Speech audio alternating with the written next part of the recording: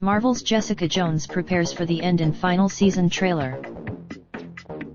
The last Marvel Netflix series standing has endings on the mind in the trailer for its third and final season, which EW can exclusively debut. Every Boda got a story, as titular PI says in the promo. A beginning.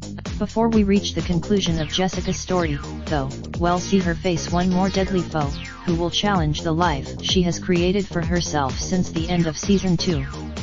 When begins, she's trying to look forward and build a future for herself and really finally put these hero powers and objective to the test, series creator and showrunner Melissa Rosenberg tells EW. She's actually, in the drama's first 2 seasons, Jessica tended to run away from being called a hero, so it shouldn't come as a surprise that the cape isn't fitting all that well, as Rosenberg puts it.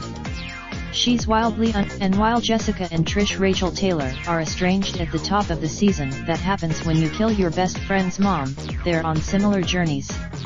With Trish gaining this is the fulfillment of Trish's dream, to have, finally, the physical power that she's always longed for, says Rosenberg. What shall discover, however, the 2 sisters can't stay apart for too long. In fact, Salinger is a deeply scarred individual, and he just, by coincidence, crosses paths with Jessica, Rosenberg says.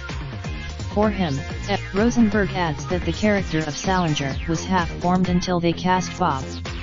He doesn't really. Salinger isn't the only new man in Jessica's life.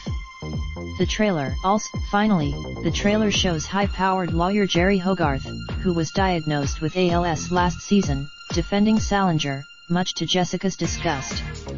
Rosenberg says, one of the themes of the season is looking forward and finding your place and contribution to the world, says Rosenberg.